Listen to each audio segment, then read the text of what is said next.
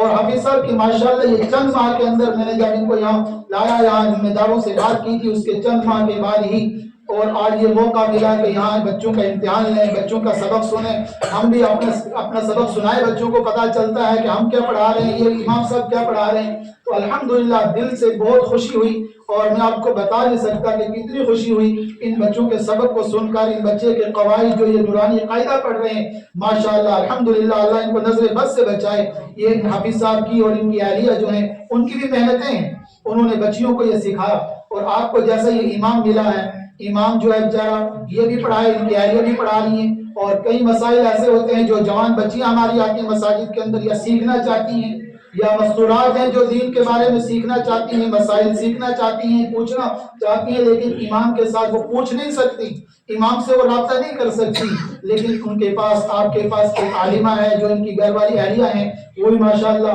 اس میں محنت کر رہی ہیں، پڑھا رہی ہیں، اور اس سے اوپر آپ کو کیا چاہیے؟ یہ بہت بڑی نعمت ہے۔ اللہ اس بستی کو